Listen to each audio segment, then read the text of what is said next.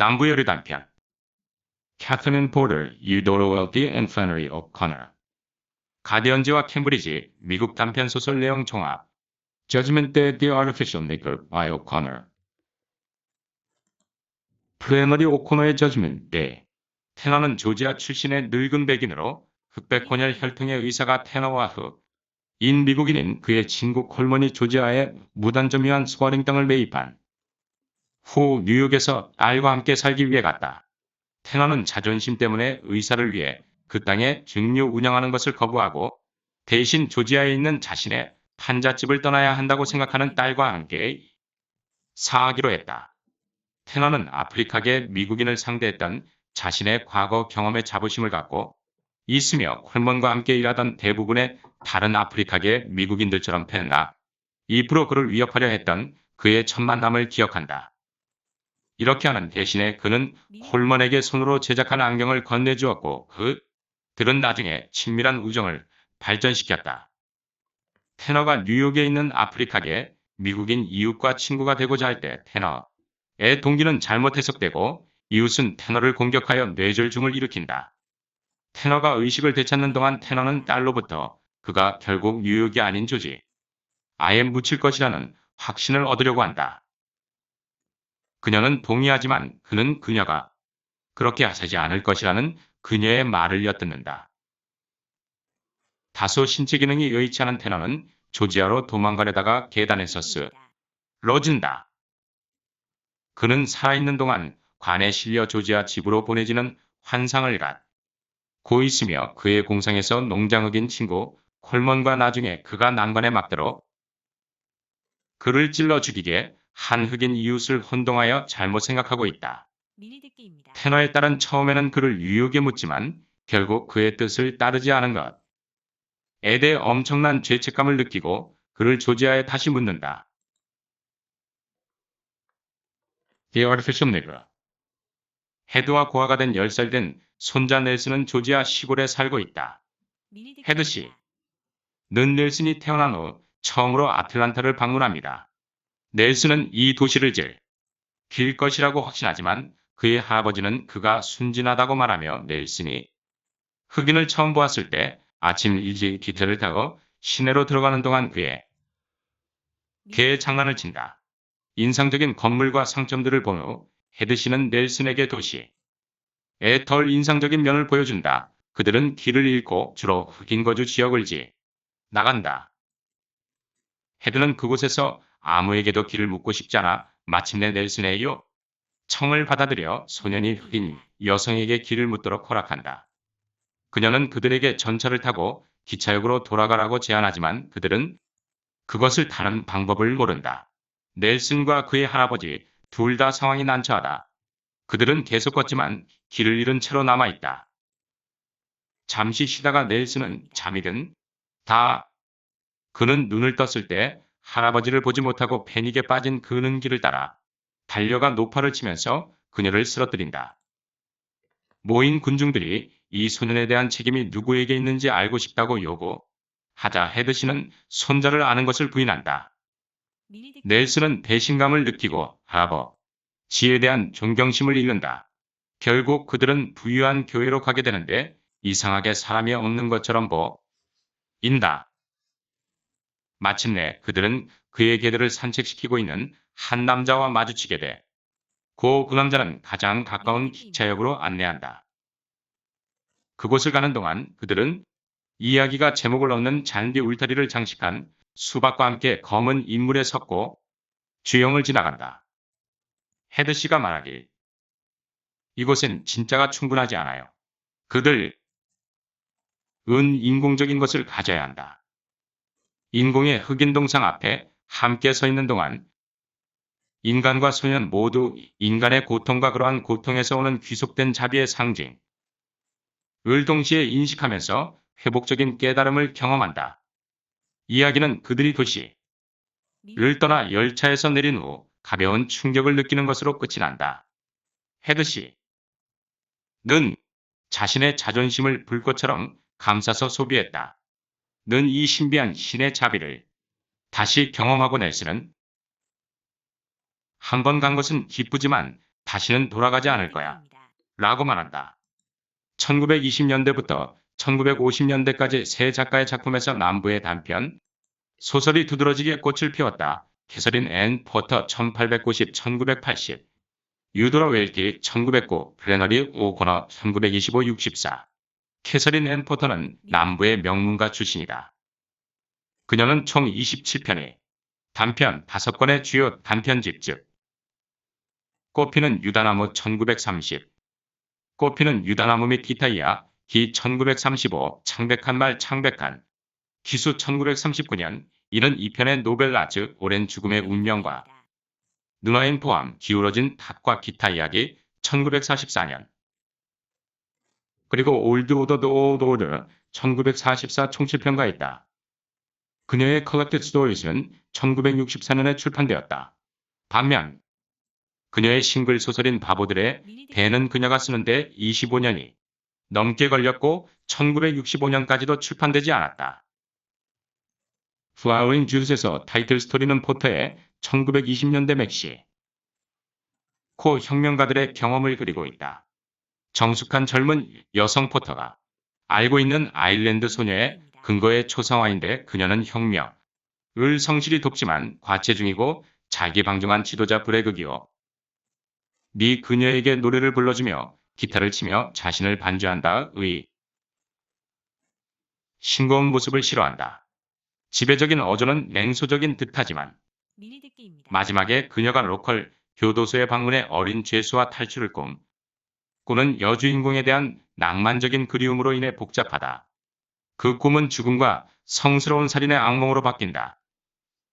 그녀가 창문 밖에서 유다나무의 꽃잎을 먹으면서 그 꿈은 죽음과 성스러운 살인의 악몽으로 바뀐다.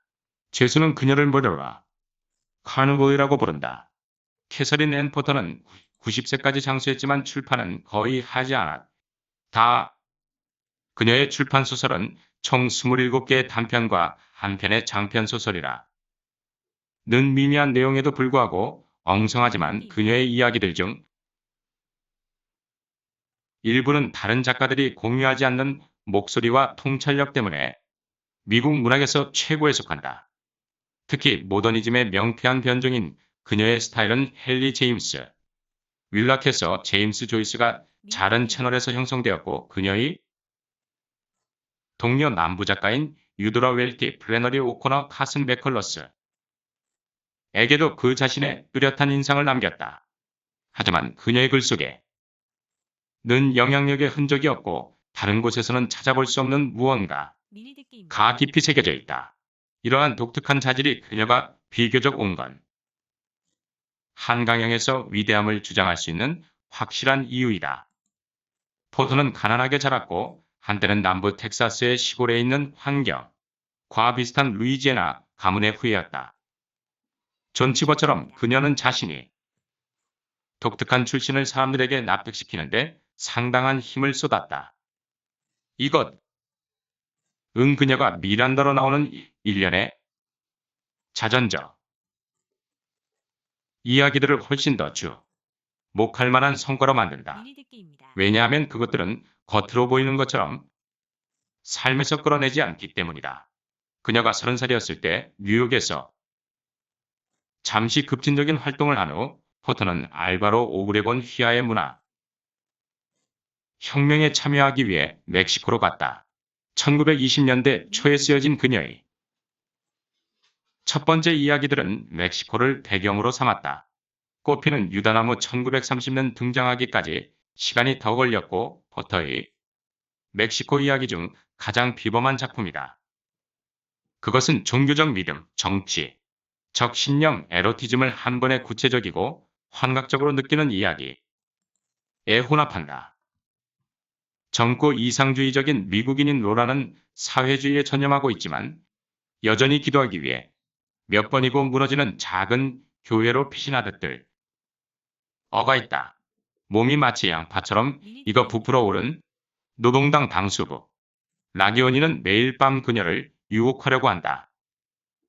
환멸을 느낀 로라는 라기오니를 혁명적 이상에 대한 배신으로 보고 동시에 자신의 이상주 의가 낭만적인 넌센스임을 깨닫는다. 하지만 그녀는 여전히 브라기오니의 심부름을 하고 자살하려고 시도하는 동료 혁명가에게 치명적인 약을 감옥으로 몰래 반입시킨다. 이 야기의 마지막 순서에서 로라는 자살이 그녀의 배신 행위를 벌주기 위해 되돌아오는 꿈을 꾸고 있는데, 이 이야기의 각 가닥이 충전되고 끔찍한 시각으로 결합되어 있다. 찰스 백스터가 포터의 작품에서 매우 특별한 흥얼거림을 발산하는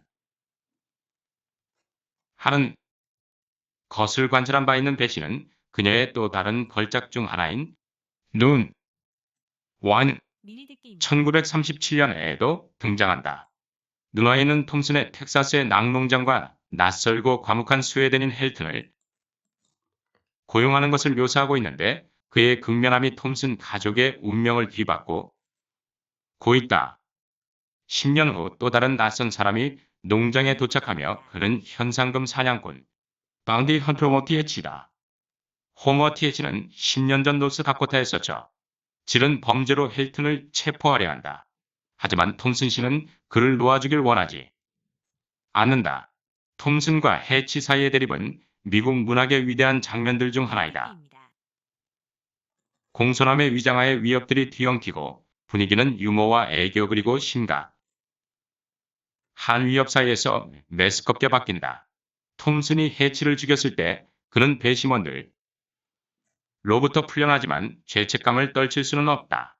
기드 모파상의 A Piece of String에 나오는 불행한 농부처럼 그는 그의 이웃들에게 무슨 일이 일어났는지 설명하면서 며칠을 시골로 여행하지만 그들 또는 자신에게 그의 결백을 납득시키지 못했다. 그의 위대한 배신은 아내를 이 과정에 참여시키는 것인데, 이는 아내를 비하하고 자살로 이끄는 결정이다. 현대 그리스 비극으로 묘사되어 온 눈완의 특별한 힘에 대한 설명은 포터가 1956년 에세이에서 가장 고통스러운 도덕적 감정적 혼란의 이야기에서 언급한다. 그녀는 그것은 모든 사람들이 각자의 비뚤어진 방식 그 외로 심지어 해치 조차도 그의 방식으로 옳은 일을 하려고 한다. 톰슨의 자살은 오른쪽 신발과 양말을 벗고 두 개의 통이 그의 위쪽을 가리키고 있는 가운데 그는 샷건의 엉치 부분을 땅에 되었는데 이는 보기에 이상했다. 그는 총구의 머리에 겨눈 채 문제에 대해 조금 생각했다. 이 구절은 포터가 죽음에 대해 쓸 때 보여주는 서술의 예를 보여준다. 그녀는 1918년 덴버에서 페인 독감에 걸린 후 거의 죽을 뻔했으며, 그녀의 소설인 1939년 소설 창백한 라이더에서 죽음은 미란다에게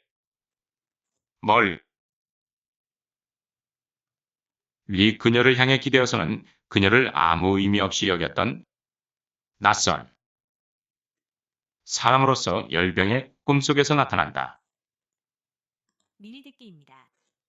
외도올 할머니의 저도잉에서 포터는 더 고요한 죽음의 문턱다. 그리고 그 너머로 이끌어간다. 그녀는 가슴이 철렁 내려앉았고 죽음의 바닥을 알 수도 없어서 그녀는 그 끝을 알 수가 없었다. 등잔의 푸른 빛이 그녀의 뇌중 앙의 작은 지점으로 들어와 눈처럼 깜박이고 윙크하자 조용히 들리고 줄어들었다. 할머니는 안으로 웅크리고 누워 놀라며 자기 자신이기도 한 빛의 지점을 응시하고 있었다.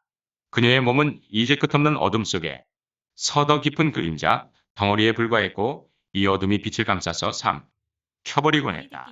임사체험 Near Death Experience ND. 이 구절은 톨스토이와 비교되는데, 톨스토이는 다른 작가들보다 더 많이 그의 소설에서 죽음의 순간으로 계속 되돌아간다. 이 바닐리치의 죽음에서 보이지 않는 무적의 힘이 입안을 밀어넣고 있다고 생각한다.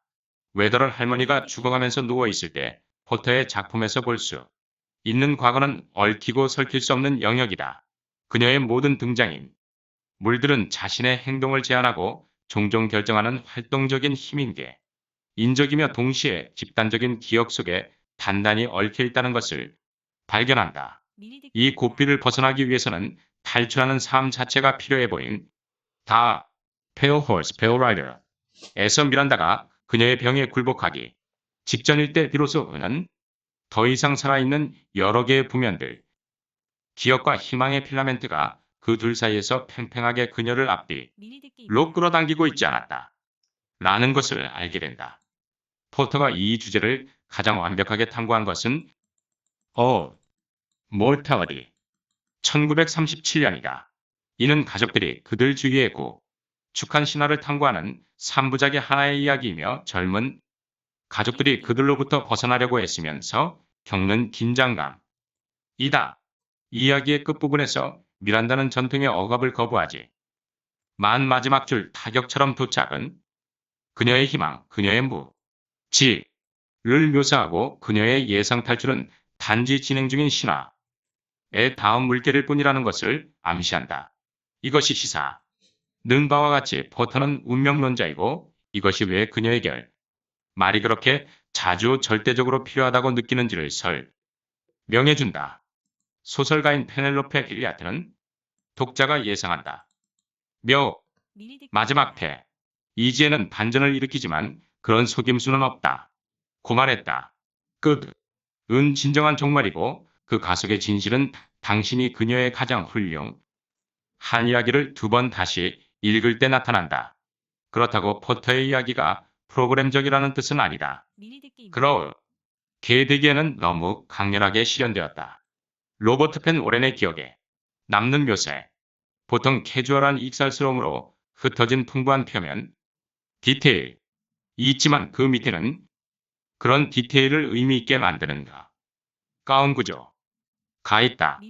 1963년 포터는 한 인터뷰어에게 나는 의식적으로 내 인생에서 상징을 받아들이거나 채택한 적이 없다. 고 말했지만 의도는 여가 진실하게 말하든 말든 여기서 핵심을 벗어났다.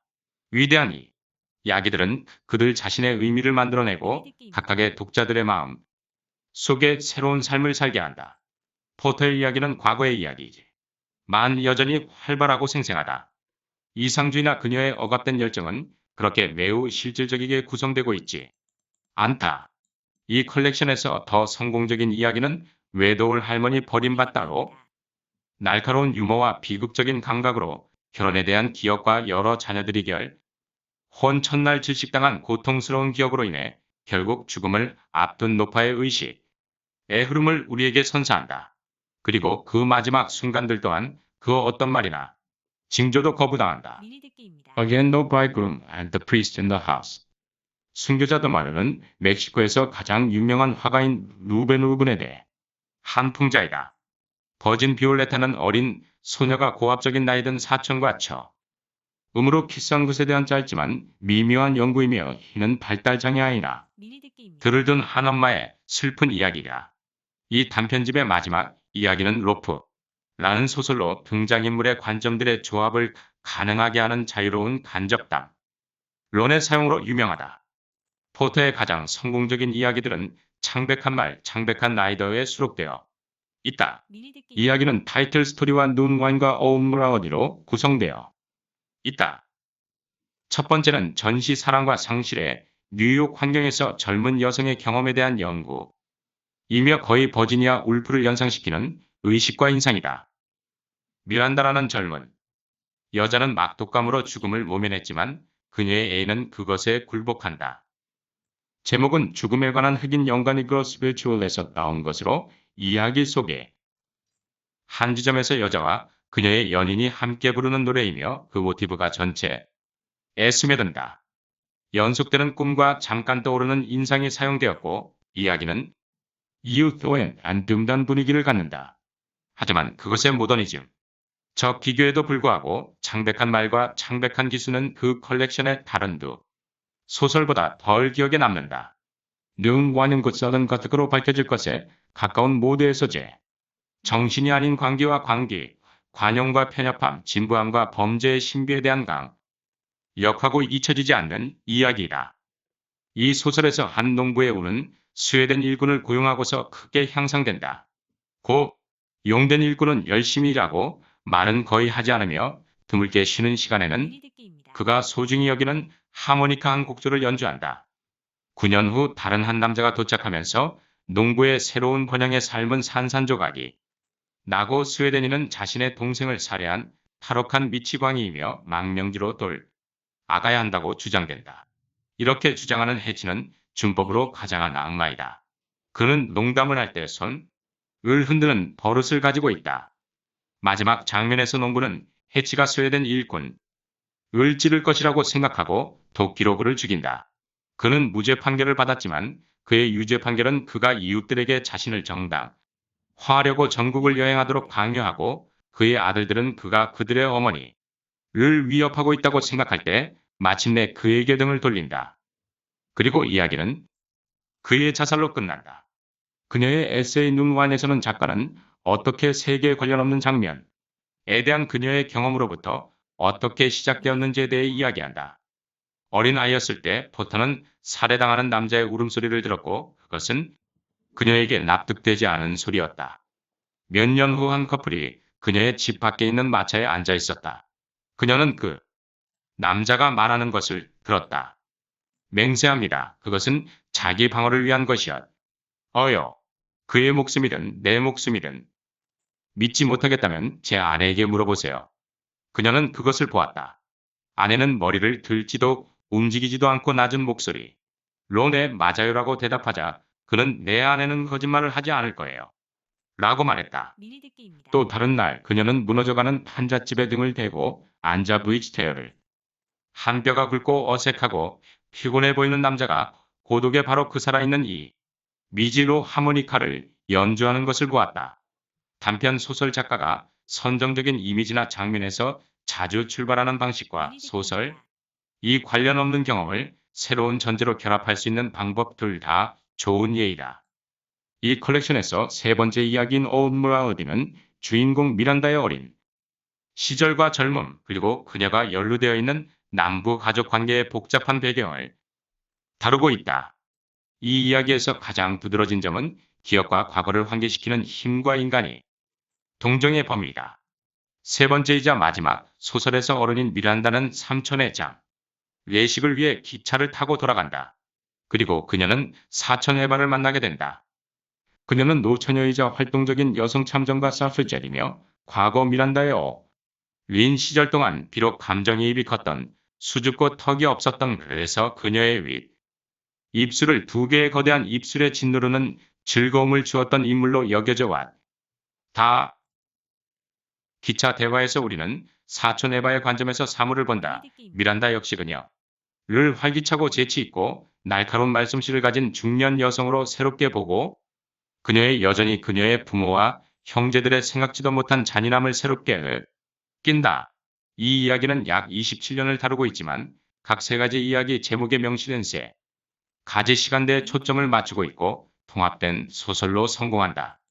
그 세 가지 시간대는 각각 1885, 1980, 1904년과 1912년이다.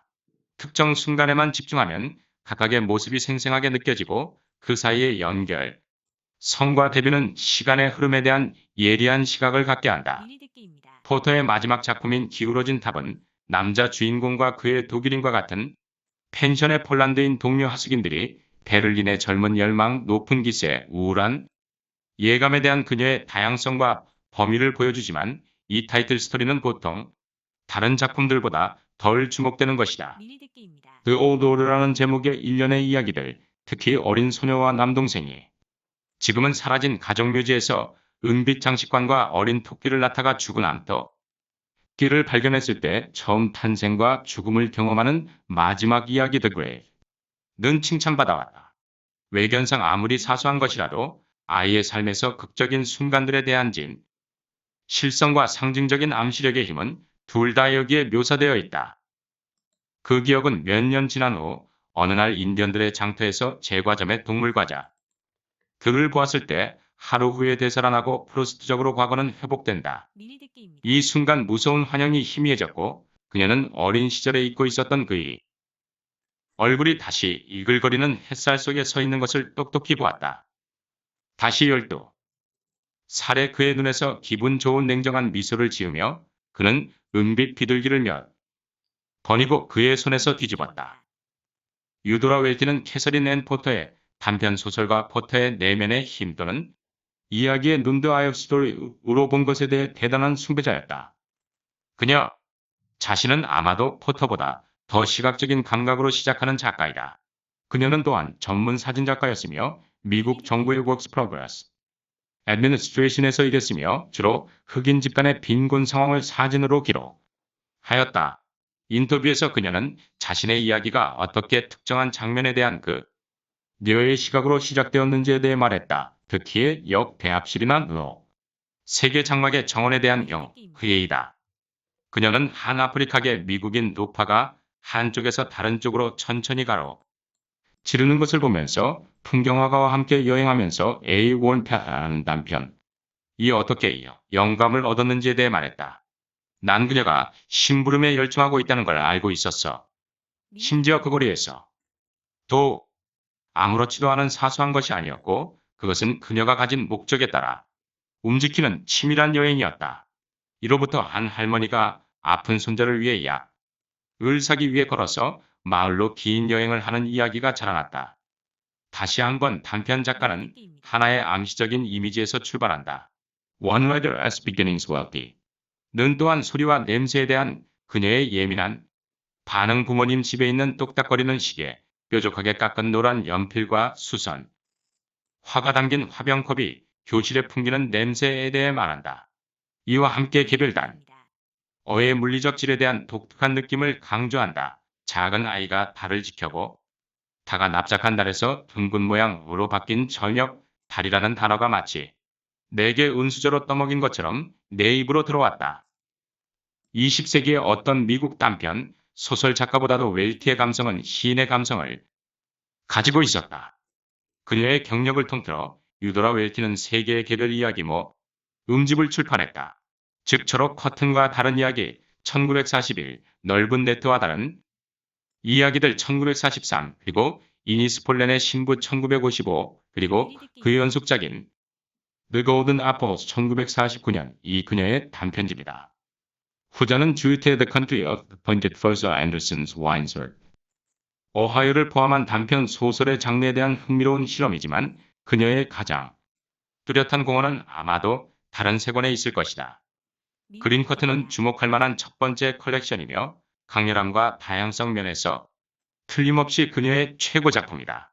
그녀의 이야기 중 특히 특징은 평범한 마을 가정 생활 내에서 이상하고 이국적인 것에 대한 그녀의 감정이다.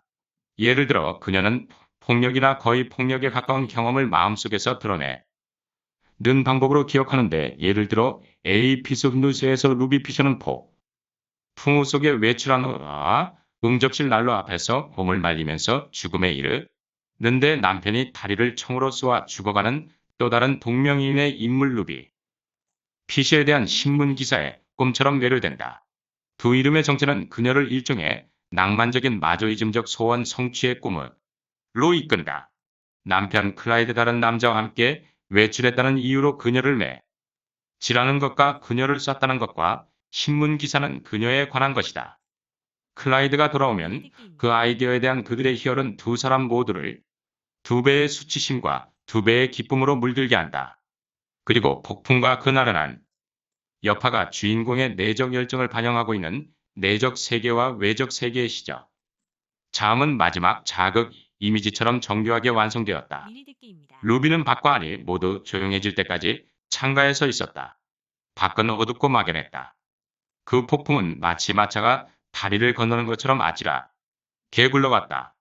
페트파이면에서 한 여성의 미용실은 서커스 배짜쇼에서 화석화된 남자로 숨어있는 수배된 강간범에 대한 요란한 저속한 대화를 위한 무대이다.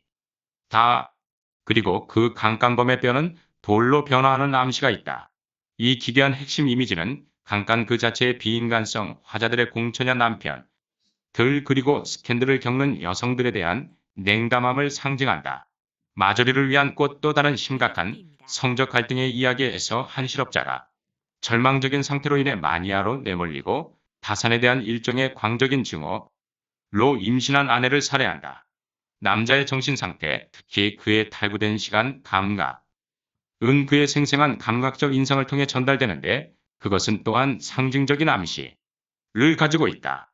가게 창문 안에 있는 물건들, 천천히 구워져 만들어진 도넛들, 성모 마리아, 채색화, 모조 심장, 그리고 이야기 속에서 되풀이되는 모든 꽃들 이것은 그의 아내의 몸과 성적 매력 그 자체를 암시하게 된다.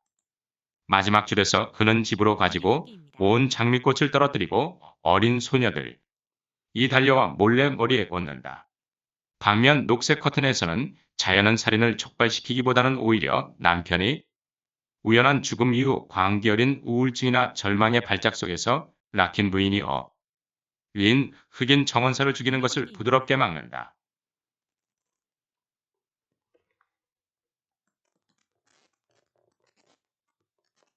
웰티의 이상하고 교활한 유머의 반복적 요소에서 나타난다. 윌리 더 and the Three Ladies에서 와치 여사, 카슨 여사와 슬로쿰 여사 는 비록 최선을 다하면 조신한 아가씨로 살아갈 수 있을 릴리 도를 앨리스빌의 심신미약치료센터로 보내길 원한다. 우리는 그녀의 자리에 앉아 응시했다. 그들은 그녀가 마을 방문 수뇌밴드의 실로폰 연주자와 함께 걸어 나갔다는 것을 알고 후문의 구설수에 오를 것을 예상하고 그녀를 심신치료센터에 가도록 설득하기 위해 선물로 유혹한다. 만약 내가 당신에게 끈장식의 분홍색 크레페를 줄 수 있다면 어떨까? 라 고와처 부인이 물었다. 그러나 기차에게는 정말로 실로폰 연주자가 등장하고 여자들은 그의 책임에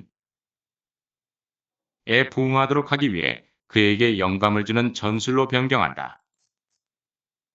순한 파토스와 코미디가 뒤섞인 이야기가 결혼으로 끝나고 릴리가 자기 뜻대로 되었다고 느끼기 때문에 웰티의 삶의 감각의 전형이며 짧은 이야기의 형태는 번뜩이는 완벽한 통찰력이 있다. 괴팍한 외부인과 관습적인 사회와의 관계에 대한 그녀의 집착 또한 전형적이다.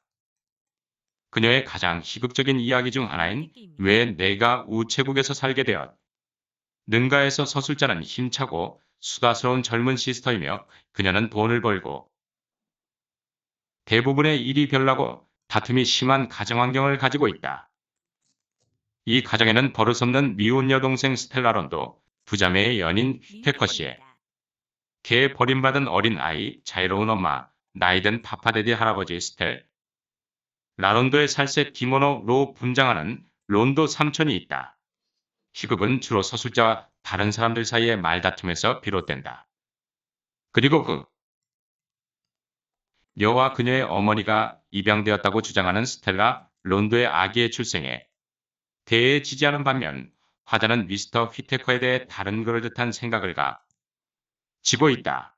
그리고 그녀의 괴상한 상대적인 가운데 있는 화자의 강하고 현실적인 목소리로 서술된다. 캐서린 앤 포터는 그린커튼에 대한 리뷰에서 이상하게도 내레이터를 조기 치맥기 있는 무서운 경우로 보고 있으며 아마도 그녀의 일방적인 자기 합리화와 무모한 행동, 그리고 그녀가 집안에서 야기하는 쓰라린 논쟁을 강조한다. 비록 여러 논평가들이 시스터의 신뢰성이나 정신적인 불안정, 성을 계속 강조해왔지만 유도라 웰티 자신은 다음과 같이 논평한 바 있다. 심각한 정신적인 문제에 처한 사람에 대해 쓰고 있는 이야기라고 나는 쓰는 동안 전혀 생각하지 못했고 지금도 그렇다. 시스터는 사실 이 이야기에서 가장 성실한 인물이며 우체국이라는 그녀의 피난처는 그녀에게 정당한 독립과 그녀의 검열하는 가족에 대한 만족스러운 코믹한 승리를 준다고 주장할 수 있다. 웰티의 동정은 괴짜와 관습 사이에서 고르게 균형을 이루고 있지만 한때 그 여는 나 자신이 아닌 다른 인간의 마음 피부로 들어가려고 할 때와 용대는 작가 상상력의 행위를 가장 중시했다고 썼다. 이 두 이야기와 다른 이야기에서 웰기의 동정은 사회적 소외자와 함께하는 경향이 있다. 클라이트에서 포터는 자매와 아버지에 억눌린 여성이 자신의 감정에 메아리 를 찾기 위해 다른 얼굴들을 헛되이 쳐다보다가 물에 빠져 익사하는 꿈을 꾸는 처녀의 심리 상태에 초점을 맞춘다. Here, the Outstanding Maiden에서 그녀는 난장이 서커스 괴짜쇼에서 인하게 이용당했고 지금은 비록 이에 당황한 자녀들에 의해 저지당했지만 그의 연에 대해 기꺼이 이야기할 준비가 되어 있는 것처럼 보이는 작은 흑인 남자의 끔찍한 이야기를 들려준다. 그러나 이 이야기의 초점은 흑인의 시련을 이야기하려는 가난한 베이딘의 마음에 다. 그리고 이 이야기는 이성과 편견 사이의 투쟁에 대한 연구만큼이나 기괴한 인함에 대한 이야기이다. 인종 인식에 대한 또 다른 매우 독창적인 연구는 실제 인물인 오르간 연주자 워홀을 바탕으로 한 흑인 재즈 가수의 이야기인 파와시다. 그것은 아마도 백인 작가에 의한 흑인 재즈 아티스트에 대한 최고의 허구적 연구일 것이다. 그것에 대해 매우 놀라운 것은 그것의 활력과 에너지 그리고 공동의 인간 성과 기이함의 혼합이다. 화자는 인종차별의 바람에 가까이 접근하는 듯한 초상화에서 파워하우스의 다른 모습에 놀라고 매혹된다. 그는 동양계나 원숭이, 유대인, 바빌로니아계, 페루계, 광신도, 악마계처럼 보이지만 의기양양하게 이러한 시선을 피한다. 중요한 것은 파워하우스가 백인 구경꾼들에게 낯설고 이상하고 훌륭하다는 것이다. 그의 연기의 적인 힘과 재치 있는 인간성이 결합된 것은 백인 관객들에게 새로운 현상이 다. 동시에 우리는 파워하우스가 백인 관객과 흑인, 동료 모두를 위해 자신이 이미지를 교묘하게 구성하는 것을 본다. 공연 시간 동안 우리는 그가 그의 사생활에 대한 유머러스한 일화를 지어내어 우리와 그들이 현실과의 관계에 대해 추측하게 하는 것을 본다. 그의 음악의 연주로 효과를 불러일으킬 뿐만 아니라 이 이야기는 인생의 퍼포먼스로서의 학문이며 얽히고 설킨 것과 권한 부여의 애매모호한 복잡성에 대한 것이기도 하다. 플래너리 오코너 1925-64는 20세기의 가장 대표적인 미국 단편 작가라. 고 일컬어지고 그녀의 비전은 종교적인 것이고 그녀의 이야기는 거의 전적으로 정신적 위기를 다룬다. 그녀가 자신의 글에 대해 한두 가지 진술은 글의 성격의 두 가지 중요한 면을 나타내는 데 도움이 될 수 있다. 그녀는 비전의 개념과 관련하여 다음과 같이 썼다. 소설 작가에게는 모든 것이 시선의 전환에 있고 눈은 결국 전체 인격을 포함하는 기관이다. 종교에 대해 그녀는 이렇게 말한다. 현실은 우리가 상당한 대가를 치러야 하며 기독교적 세계관에 있는 시대어져 있다.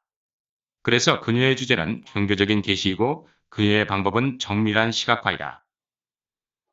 그녀의 방식은 또한 주로 로맨스와 괴이한 느낌을 주기도 한다. 그녀는 한때 다른 어떤 미국 작가보다도 나다니엘 호손과 친밀감을 느꼈다고 말해.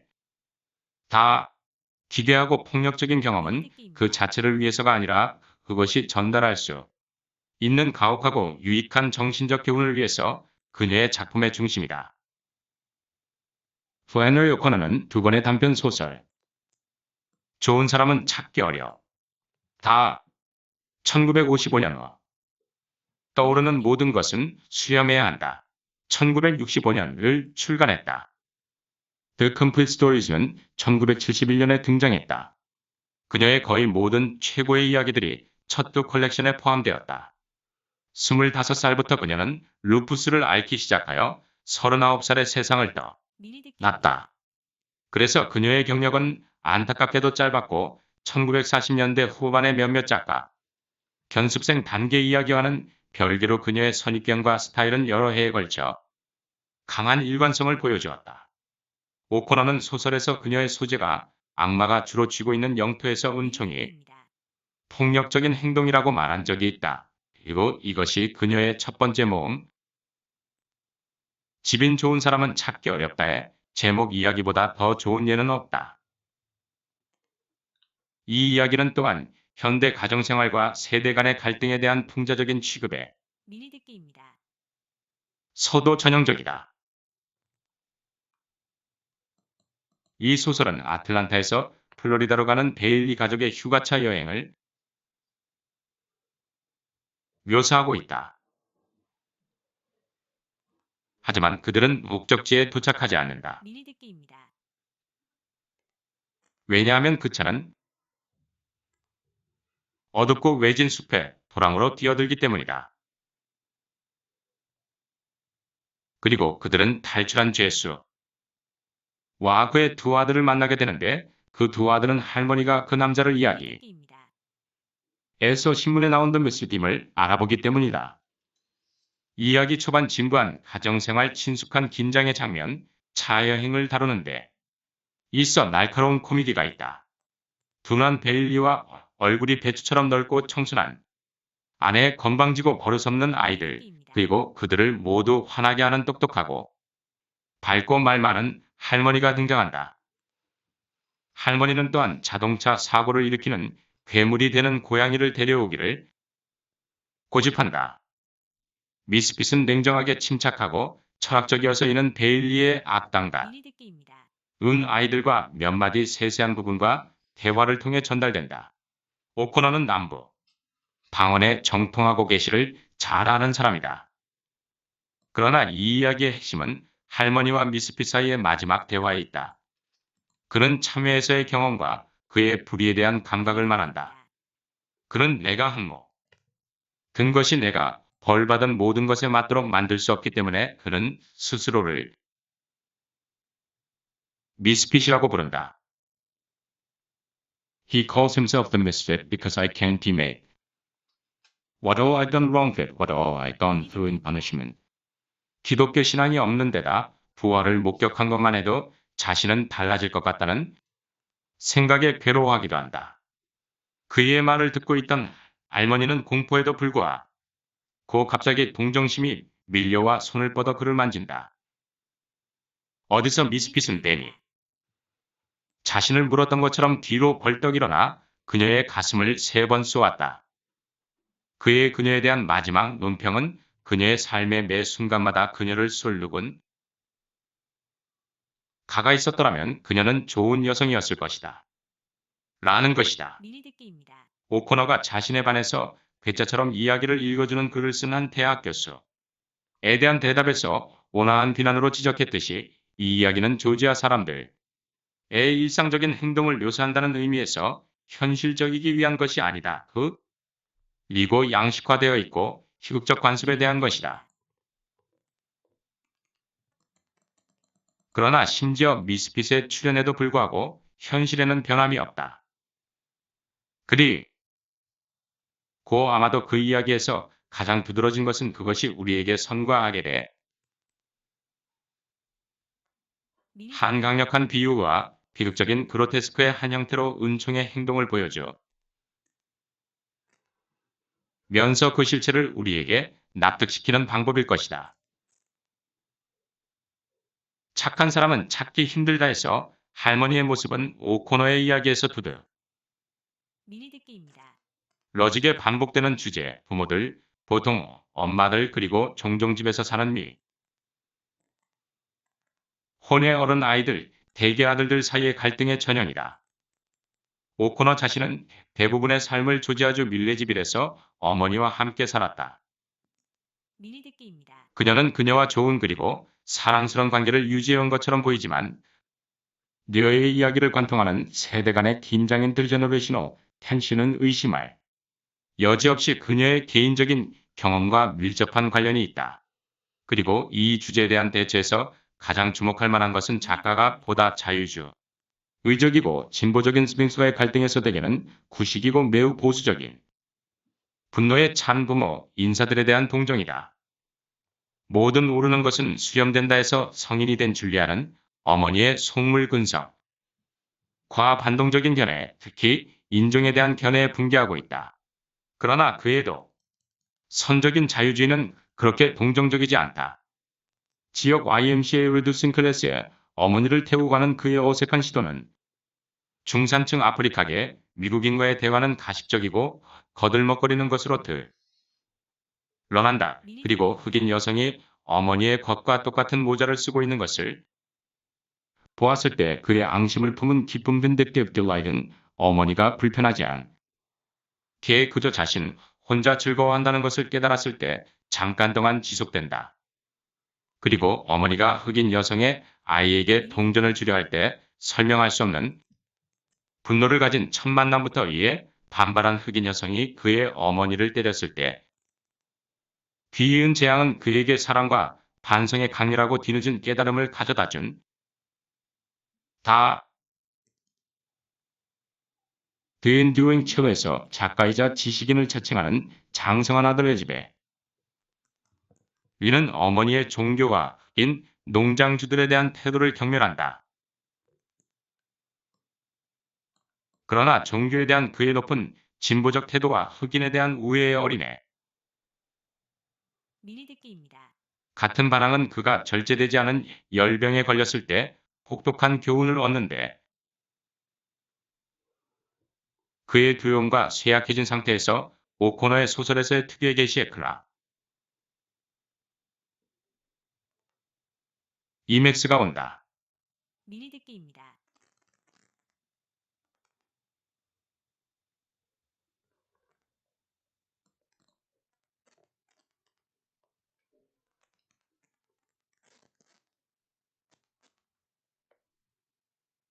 그가 침대에 누워 자책하며 자칫 죽을 거라고 잘못 생각한 나머지 어린 시 절 두려움의 대상이었던 침대 위벽에 새겨진 독수리 모양의 자국이 그의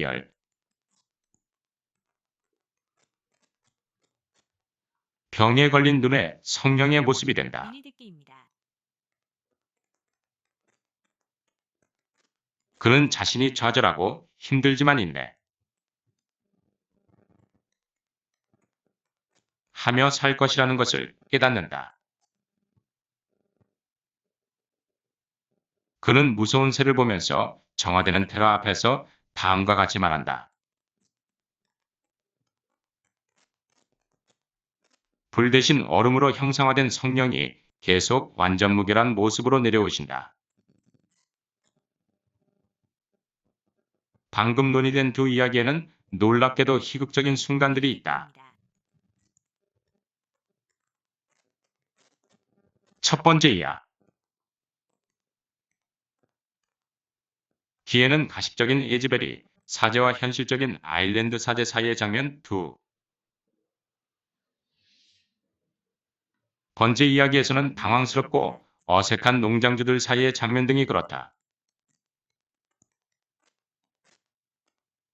하지만 이러한 희극적 순간에는 항상 도덕적 비전이 병치된다.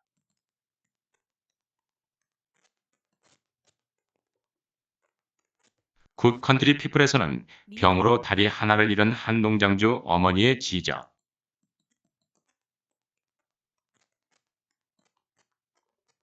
이며 다 큰딸이 순진해 보이는 젊은 성경 판매원 청년을 유혹하기로 계획하. 지만 그 청년은 악마 같은 미리 무정부적 듣기입니다. 유머를 연발하는 괴상한 희극이 다시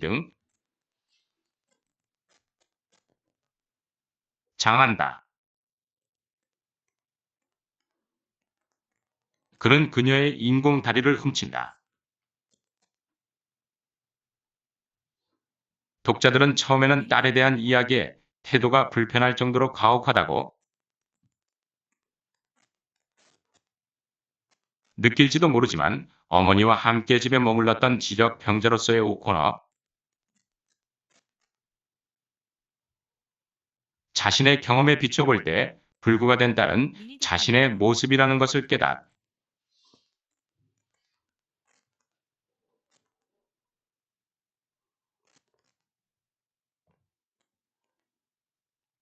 된다.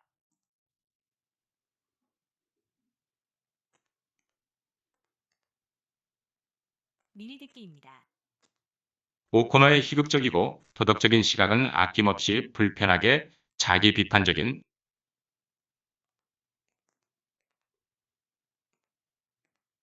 모습을 보인다.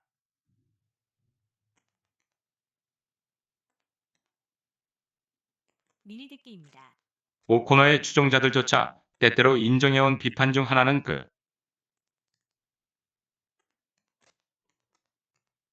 녀의 이야기가 모두 같은 종류의 주제를 가지고 있고 제한된 범위의 경험을 미리 듣기입니다. 다루는 경향이